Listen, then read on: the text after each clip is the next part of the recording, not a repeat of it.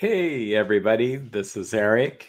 Wishing you a great day in recovery. We're going to be talking about step one again and getting into what are the actions or how do we experience step one, which is we're admitting powerlessness over our addiction and how our lives have become unmanageable. Let's jump into Bill's story. Bill Wilson was a stockbroker who joined forces, I guess, with Dr. Bob Smith. And as a result, AA kind of was created. For 4 years, they were getting sober in these Oxford groups. And they went through these steps. There was mainly 4 steps. But after writing the book and through writing the book, it ended up in the 12 steps. So I've gone through the Alcoholics Anonymous book, and this is just my book. And I highlight those sections which seem so important to grasp and to practice. I'm not speaking for any particular 12-step group. I just happen to be a therapist who was afflicted with addictions and happened to, by God's grace, get recovery. I am not perfect in any way. I'm not, it says in this book that I am not a saint, that I am, but no one's perfect, but I'm willing to grow along spiritual lines. So that's my experience here. So I would encourage you to read Bill's story on your own. Most of the time, people go, well, I'm not this bad. And if you do that, then you might just have another year or two before you actually bottom out. So rather than contrast, I would identify. Okay. I won't take you on that journey, how I got to the place. It's funny. I felt like the viewer dizzy here. So there's certain sections that are really important, but I would read it with the idea of how do I relate to Bill? How do I have these problems? Versus, and if you struggle with compulsive sexuality, overeating, spending, gambling, fixing others, you'll find in a strange mystical way that just replacing the words where it says alcohol with lust or spending or gambling, it seems to fit. It's shocking. And this book talks about sexuality later in the book. In chapter 5, how it works, it actually kind of fits sexaholics. And when they talk about money, compulsive spending, shopping, extreme frugality, it seems to work. It's really kind of shocking how it kind of works. So without going on and on, I like this phrase, liquor ceased to be a luxury. It became a necessity. In fact, I think that's something I will highlight later. Highlight it. Yeah, I'm not going to play around with highlighting now. But I would highlight liquor ceased to be a luxury. Became, oh, here it is. And it became a necessity. Any addiction, people think it's really about,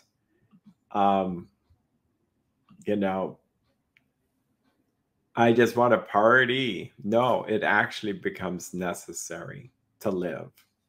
So as you see, he's going through a horrible detox. Nevertheless, I still thought I could control the situation. Oh, okay. And there were periods of sobriety which renewed my wife's hope.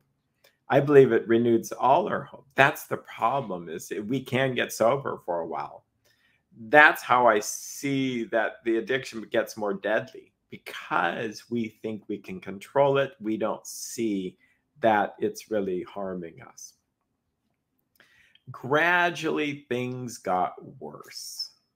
Again, those that suffer from a downward plunge, like a plane crashing down into the ground, it's actually easier if the plane's crashing to the ground to go, the plane's crashing to the ground, that, hey, this is not a good situation. Maybe I get a parachute and jump out instead and let go of control and trust that the parachute of recovery will save me, versus if the plane's going down very slowly, that's a problem. Okay. I woke up. This had to be stopped. I saw I could not take so much as one drink. I was through forever. But then I had written lots of sweet promises, but my wife happily observed that this time I meant business, and so did I. How many of us have struggled with compulsive sexuality, where we go, okay, our wife catches us, or our husband catches us, or someone catches us, and we go, I'll stop forever. And then it comes back again. How many of us have just tipped the scales to the point where we just can't take it anymore? And we then go on a diet and we do something, and then it happens all over again. Okay. So that's the nature of addiction, that it'll be this ebb and flow experience where, well, not ebb and flow, that sounds too peaceful. It's more like stop and start. So shortly afterward, I came home drunk. There had been no fight. Where had been my high resolve? I simply didn't know. It hadn't even come to mind. Someone had pushed a drink my way and I had taken it. Was I crazy? I began to wonder, for such an appalling lack of perspective seemed near being just that. By the way, all addiction has a lack of perception, a lack of perspective. I see the cup as half empty. I'm not drinking that much, or I'm not lusting that much, or I'm not eating that much, or these calories don't count, or I'm really not working that much. Everybody works this way. I'm really not fixing people that much. I'm their mother. I'm their father. I'm their, I love them. This is normal. Okay. Renewing my resolve, I tried again. Some time passed and confidence began to be replaced by cocksuredness. I could laugh at the gin mills. Now I had what it takes. One day I walked into a cafe to telephone. In no time, I was beating on the bar, asking myself how it happened. As the whiskey rose to my head, I told myself I would manage better next time, but I might as well get good and drunk then, and I did. How many of us had said, you know what, I'm already here, I might as well do this. I'll start sobriety tomorrow. In fact, one of the defects of character, which I think is very powerful, and this is kind of a sneak peek, is that we have pride and we have sensitivity and control and fear and all that. But sloth is very powerful. Sloth says, repent or change, but tomorrow. Do it tomorrow. Do it next week. It tricks us into thinking we have time. And that's why if one ever watches movies on addiction, it goes on and on and on and on and on and on. And this story is very similar. It goes on and on. Symptoms of the problem, the remorse, the horror, the hopelessness of the next morning are unforgettable. By the way, I think Bill's going to forget. Okay, and I'm not putting him down because I've done the same thing. Having admitted, no, this is awful. I will never do this again, just to find myself doing this again. And we'll learn that, is it me? Well, it's somewhat me, but no, it's the disease. It's the disease of addiction. Okay. The courage to do battle was not there. My brain raced uncontrollably, and there was a terrible sense of impending calamity. You've heard me talk about thinkaholism in other videos. Thinkaholism is this compulsive thinking, and so then there's a terrible sense of impending calamity, fear, anxiety. So quick, get me the drink. And again, this looks like rum and coke. It's not. It's actually Ticino. which I really do like. An iced tea chino today was a nice treat, and thankfully it's not addictive for me. My writhing nerves were stilled at last. The morning paper told me the market had gone to hell again. So this is the Great Depression. This is when the stock market crashed in October 1929. Should I kill myself? No, not now. Then a mental fog settled down. Gin would fix that. Oh, wow, we actually have the idea of addiction fixing something. All addiction seems to be a fix. It was a solution at one time. Yeah. The mind and body are marvelous mechanisms, for mine endured this agony 2 more years. Sometimes I stole from my wife's slender purse when the morning terror and madness were on me. How many of us have stolen money to use our addiction? Again, I swayed dizzily before an open window or the medicine cabinet where there was poison, meaning me suicidal, cursing myself for a weakling. This is actually quite sad when I read this, because many of us felt like, what's wrong with me? I can't stop. And the world is still out there kind of suggesting to us, like, you know, what's wrong with you? Just stop. Sorry. I didn't know that you weren't watching the same thing I was watching. That was a mistake. Hopefully you were following along in the book there. I think I'll just continue on and be more mindful. Stop. I'm going to decline this there. We will continue on.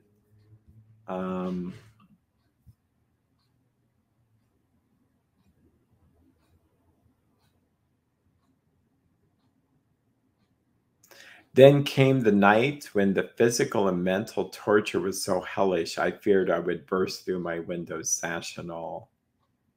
Somehow I managed to drag my mattress to a lower floor, lest I suddenly leap. That's damage control. A doctor came with a heavy sedative. Next day found me drinking both gin and sedative. This combination soon landed me on the rocks. Now, you're going to think I'm anti-doctor, but I need to say doctors have a prescription pad or a scalpel. They're really not trained to think in broader perspective. And maybe they're in recovery, but adding more medicines to someone who's using marijuana or alcohol, they never ask the question of maybe that a person is depressed and anxious because they're using something. And maybe the first thing to do is to ask, what is the cause of this, rather than, well, it's this lack of clonazepam or this lack of Librium or, yeah, no, craziness, just uninformedness, you know. And I don't really believe it works. Even you can make an argument, well, maybe it's working for people out there, but nope, I think it's not working in and of itself. Okay.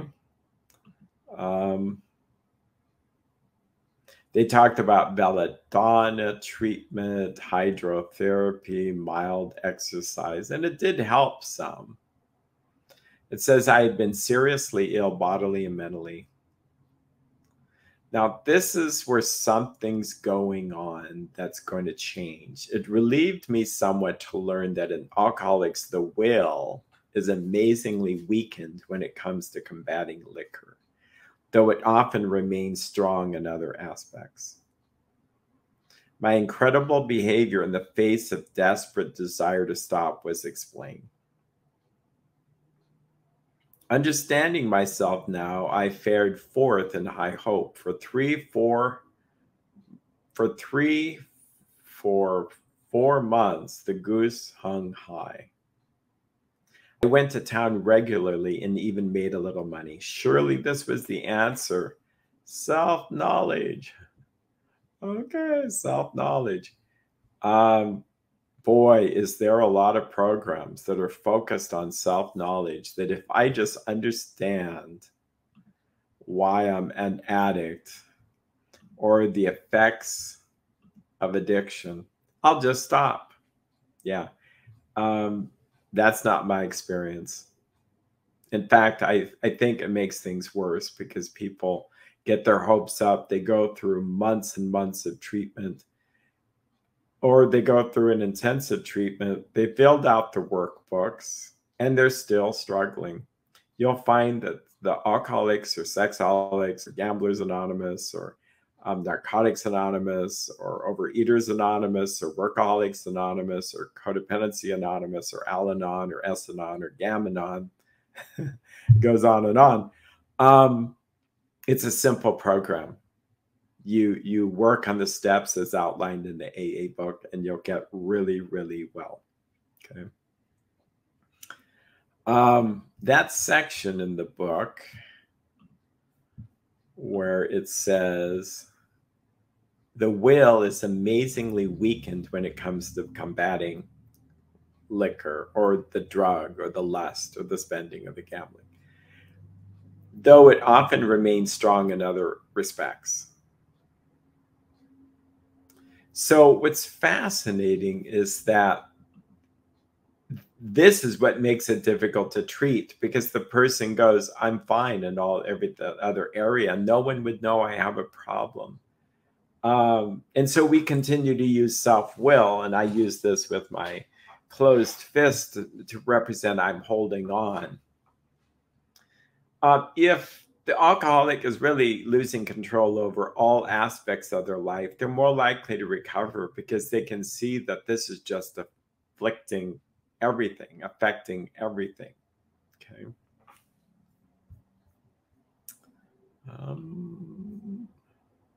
Well, you're going to learn that self-knowledge is not helpful. But it was not, for the frightful day came when I drank once more. The curve of my declining moral and bodily health fell off like a ski jump. After a time, I returned to the hospital. This was the finish, the curtain. It seemed to me my weary and despairing wife was informed that it would end with heart failure during delirium tremens, or I would develop a wet brain, perhaps within a year. She would soon have to give me over to the undertaker of the asylum. What's fascinating is that this is the same man that later is used by God to find a program that works. He didn't really develop this. He found it through the Oxford groups, and it's here today, saving millions of lives, easily millions of lives, without any money, running without any advertising. It's just a message carried to another. So let this be an encouragement to you or to anyone who thinks that their life is horrible, that you just don't know what the future holds. Okay. It was a devastating blow to my pride. I, who had thought so well of myself and my abilities, of my capacity to surmount obstacles, was cornered at last. You can see the beginning of it, maybe beginning to admit powerlessness. Now I was to plunge into the dark, joining that endless procession of sots who had gone on before. Sots, I think, are the poor souls afflicted by alcohol. I thought of my poor wife. There had been much happiness. After all, what would I not give to make amends? But now that was over now. No words could tell of the loneliness and despair I found in that bitter morass of self-pity. Quicksand stretched around me in all directions. I had met my match. I had been overwhelmed. Alcohol was my master, or lust was my master, or compulsive overeating was my master, or compulsive work, or compulsive fixing, codependency. Trembling, I stepped from the hospital a broken man. Fear sobered me for a bit. Then came that insidious insanity of that first drink, and on Armistice Day, 1934, I was off again. Yeah, this is how this story runs. You would think, like, come on, like, it can't get worse. It can. It just goes on and on. Everyone became resigned to the certainty that I would have to be shut up somewhere or would stumble along to that miserable end. How dark it is before the dawn. This is beautifully written, I believe. There's parts that aren't, but for the most part, there's some phrases that, how dark it is before the dawn. And hopefully, if you're at a place where you feel like life is so dark, consider this, that it could be that there is a dawn around the corner.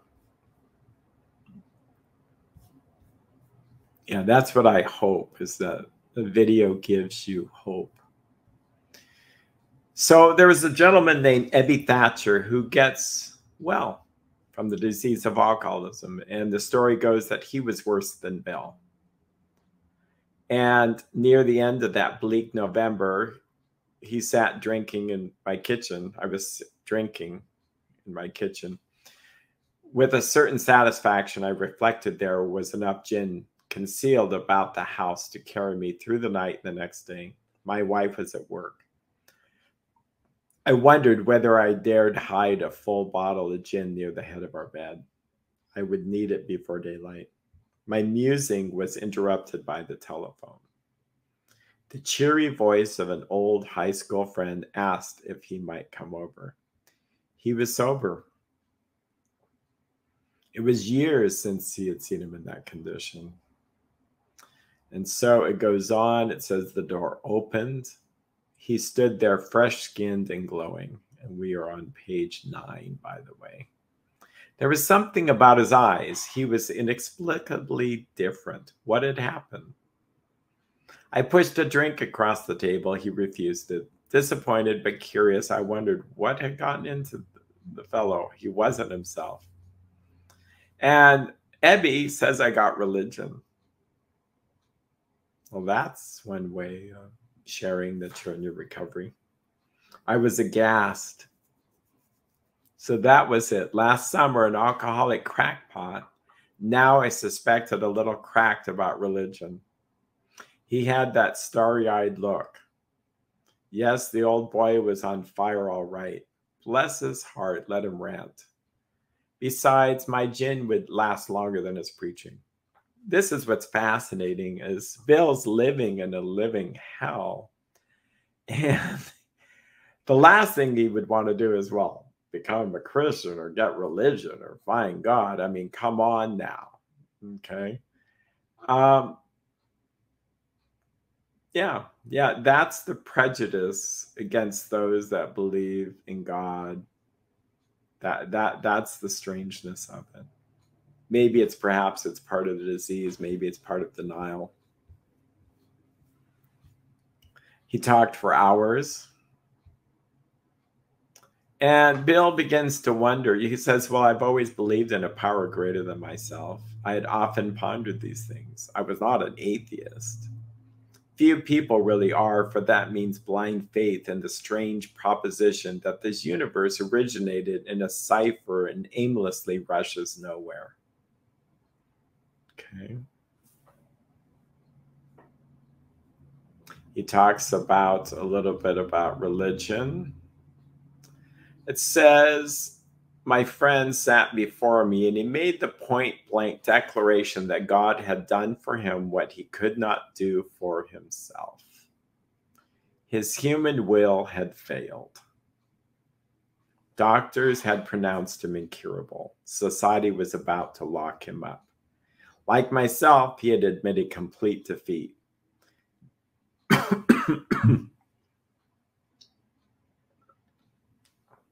Then he had in effect been raised from the dead. Suddenly taken from the scrap heap to a level of life better than the best he had ever known. Had this power originated in him? Obviously it had not. There had been no more power in him than there was in me at that minute, and this was not at all. That floored me. It began to look as though religious people were right after all. Okay. So here's something to consider. There may be viewers watching that go, well, I go to AA, but no one's, or any of the 12 steps, but no one's really emphasizing this so much about God. And it's like, yeah, that's unfortunate, because this program really has God in everything. If there is no power, as we're going to learn in step 2, to relieve us, then we're in trouble. We're not going to get better. Okay. I think the program's gentle and helps you work through that. But if you use the approach of I'll take what I like and leave the rest, and the ingredient you're leaving out is God in the steps and avoiding that, you're going to probably struggle over and over. And what blocks us is our prejudice of, and if we have an openness, a willingness to just have an open mind and consider God, consider that there is a creative intelligence or a creator of the universe, we're going to do better in this program.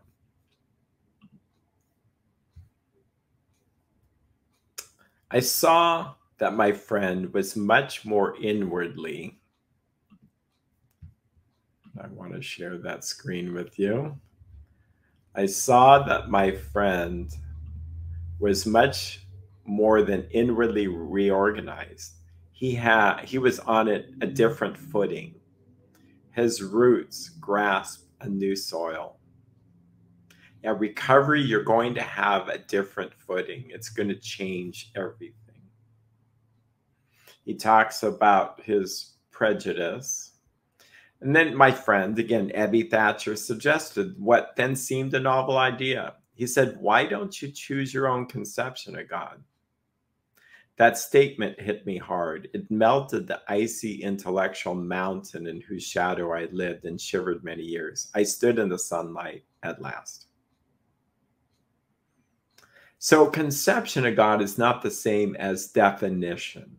I hear people, and I'll warn you, this is a criticism, but I think it's an important one to critique, is that if I start defining who God is for me, then I'm actually a power greater than my conception. I'm creating God in my own image, and I'll just pick and choose. It's like Build-A-Bear, and I'm just going to build my higher power, and I put in whatever I think. Humility suggests is that I don't really know who God is. In fact, I'm a church-going person. I'm better off saying, I don't really know who you are, God. Please continue to reveal yourself to me. There is a set-aside prayer. You can look it up. It's, God, help me set aside everything I think I know about you. Help me set aside everything I think I know about this disease. Or myself, sorry. Help me set aside everything I think I know about myself. Help me set aside everything I think I know about this disease, and help me set aside everything I think I know about the steps.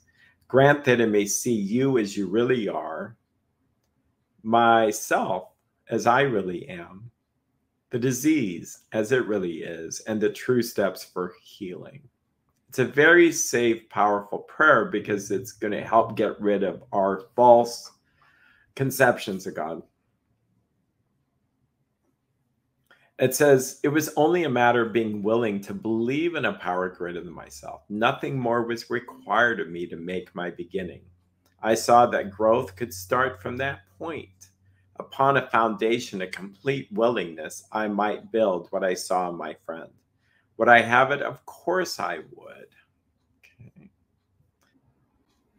So Bill's friend, Ebby, suggests what seemed to be a novel idea. Why don't you choose your own conception of God? Okay, and we talked about how it's really not a definition. And it's upon a foundation of complete willingness. Okay. Nothing more was required of me to make my beginning. I saw that growth could start from that point.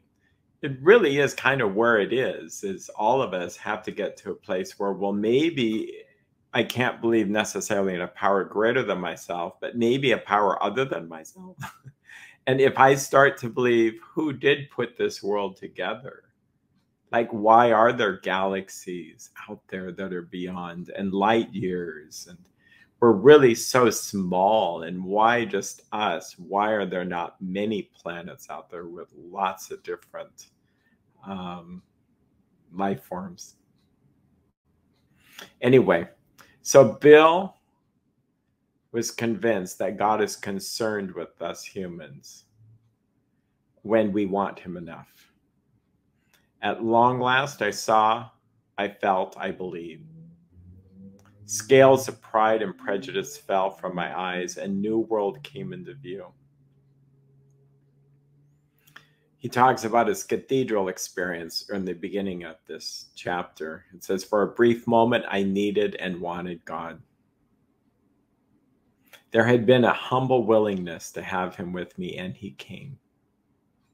But soon the sense of his presence had been blotted out by worldly clamors, mostly those within myself. And so it had been ever since. How blind I had been.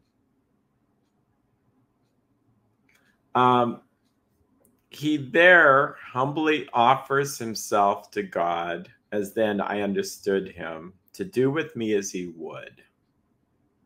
That's steps 3.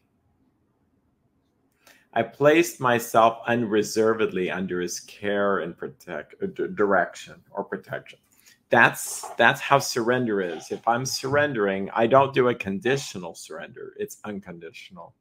I think of wars and how people have unconditionally surrendered when they give up. There's an unconditional surrender involved. We don't negotiate. I admitted for the first time that of myself I was nothing, that without him I was lost. So that sounds like step 1. It sounds like step 2. I ruthlessly faced my sins or defects of character and became willing to have my newfound friend take them away root and branch. That's steps 4.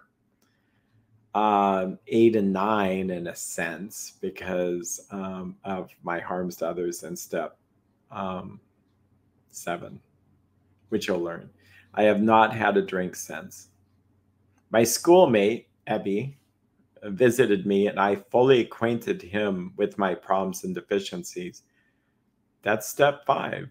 I should be saying what these are. We shared with God, ourselves, and another human being the exact nature of our wrongs. Up here, when it says, I ruthlessly faced my sins and became willing to have my newfound friend take them away root and branch. That's made a searching, fearless, moral inventory of ourselves. And 6 and 7 became entirely ready to have God remove these defects of character. And 7 humbly asked him to remove the defects of character. So it's God who changes our hearts and changes the defects of character. It's not ourselves white knuckling it. If there's anything really important about this is the big difference, is that there are many people that go to church and little do they realize they're trying in their own strength to get rid of these defects of character. No, we just humbly have to ask God to remove them and become willing to cooperate in the process. And then it starts to work if we start to ask. There's a Bible verse that says we have not because we ask not. So that's what we're asking. This is how our prayers start to turn, rather than God change the universe so that I can be happy. It's much more God changed me so that I can find peace. We made a list of people I had hurt and toward whom I had felt resentment. That's made a list of all the people I've harmed and became willing to make amends to them all. And that's step 8. And step 4 is this moral inventory. Well, the first number 1 offender is resentments. Holding on to resentments blocks our connection with God. And so then it's like the plug-in has been unplugged, and then we don't have any power to stay sober. This is very common if people do steps, but then they never really experience the 4-step inventory. They're going to have blockage of God's power, and then they're not going to be able to stay sober. I expressed my entire willingness to approach these individuals, admitted my wrong. Never was I to be critical of them. I was to write all such matters to my utmost ability, making amends to such people, except when to do so would injure them or others. That's steps 9. I was to test my thinking by the new God consciousness within. Common sense would thus become uncommon sense. I was to sit quietly when in doubt, asking only for direction and strength to meet my problems as he would have me. This is step 11. We sought to improve our conscious contact with God, praying only for knowledge of his will and the power to carry it out. Yeah, we don't pray for ourselves. Never was I to pray for myself, except as my request bore on my usefulness to others. Then only might I expect to receive. So for the codependent that has a plan for that other person's life, the prayer in the dysfunction says, God, please help my spouse or my children to see the light and help them to become this person and that person and take away this defect or do that and this and help this thing to go through. And, that's kind of arrogant versus humbly saying, God, you know what they need. I do not know what they need, and I'm conceding here that I have no power, no wisdom, no insight to be helpful here. If I were to say anything, just guide my words. Help me to be silent. Help me not to fix. Help me to be humble and to work on my own life. Help me to take the beam out of my own eye, rather than trying to pick specks out of others. I put them in your hands. You know surely what they need. And I believe that you will meet their needs according to your power and glory. So that's the kind of prayer that is more effective. It's not that we should never pray anything. We can pray for healing, but it's tricky. It's really tricky. The humble prayer God will be much more likely to connect with, because God's power is perfected in weakness and humility, and God's opposed to the proud. It says, my friend promised when these things were done, I would enter upon a new relationship with my Creator. Then I would have the elements of a way of living which answered all my problems. All my problems? Like, really? Yeah, no, this is how this works. One can make an argument that this is Christianity, not to create a problem here, but this is just early Christianity. You experience God in these steps. We admit we're powerlessness over sin. Our lives have become unmanageable. That's right. We actually have to connect with my life without God is misery, and I need him. And so therefore, I'm admitting powerless over sin. And then I acknowledge that I can't heal myself.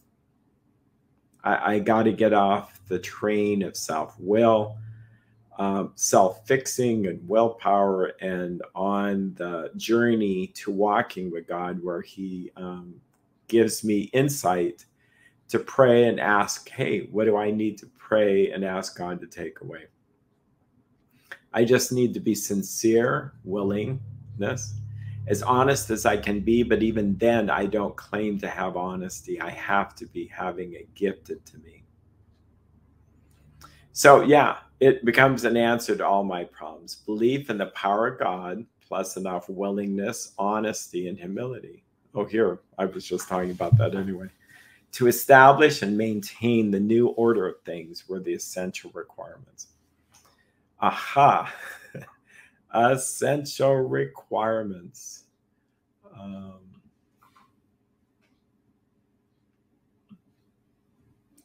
Add that right there and now. You'll find that There are essential requirements.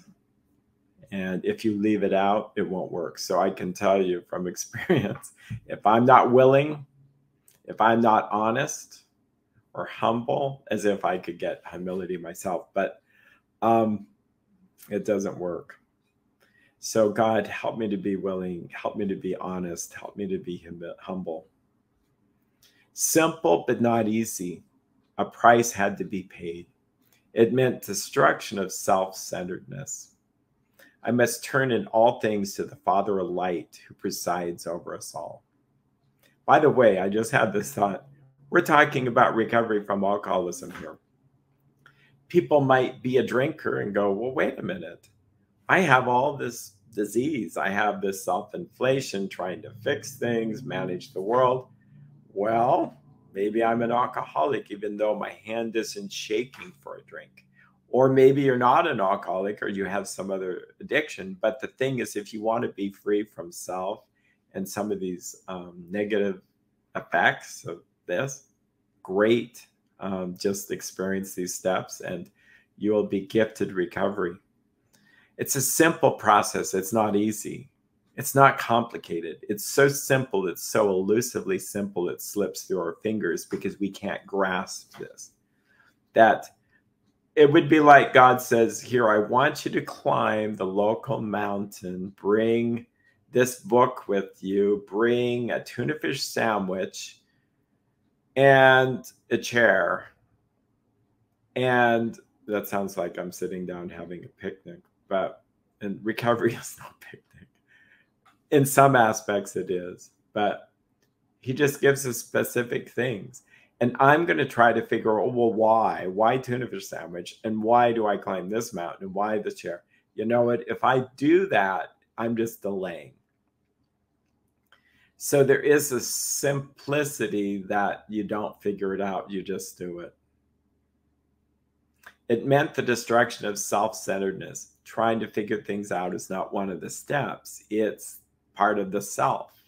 It's part of, in Christian terms, the knowledge of the tree of knowledge of good and evil. This happened after the fall. So I must turn in all things to the Father of light who presides over us all. Wow. So in all things to the Father of light. So in all things pray. Exactly.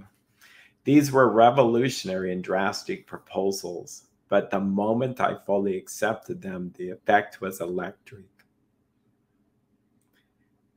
I'm getting teary here. But there is something when I can fully accept these things, the effect was electric. I began to experience this power that's greater than myself, where I had struggled many years with many different things. And I don't know how to describe it other than I just did the steps. And that's why I'm here today, to just carry the message. If anybody wants to say anything positive, they can say this as I read. I'm reading you this information. And second of all, that I may have had an experience with recovery that I'm just, and there's nothing in myself that I could offer other than this is what God did for me. So I have nothing to be proud of. Yeah, nothing. There was a sense of victory followed by such a peace and serenity as I had never known. There was utter confidence. I felt lifted up as though the great clean wind of a mountain blew through and through. God comes to most men gradually, but his impact on me was sudden and profound. Yeah. Powerful. He talks to the doctor. The doctor says, well, I don't know what happened to you, but it's better. You better hang on to it because it's better than where we were, than where you were. Perhaps I could help some of them. So Bill starts to think about sharing immediately with others. This is steps 12. They in turn might work with others. So he's already thinking about if this experience could be shared with others who are alcoholics. And he goes for 4 months trying to carry this message, whatever he got out there. And no one gets sober, but he stays sober. My friend had emphasized the absolute necessity of demonstrating these principles in all my affairs, meaning in everything. So this is not a thing of, I just want to recover over here from alcoholism. No, just let this solution permeate all aspects of our life, and it gets better. Particularly, it was imperative to work with others as he had worked with me. Faith without works was dead, he said. I think that's a good stopping place for tonight or today, depending on when you're listening to this. I get revved up by sharing this, and it's not an emotional revved up. I get emotional, but no, I get energized reading this to my clients, to myself, to people I'm sponsoring. Because I think the big book of AA is a powerful book. It's not on the same level as my personal faith tradition is Christianity. And so it's not that high up, but it's pretty close because it's these people's experience of what God had done for them. So with that, I encourage you another great day in recovery, and you take care, and God bless.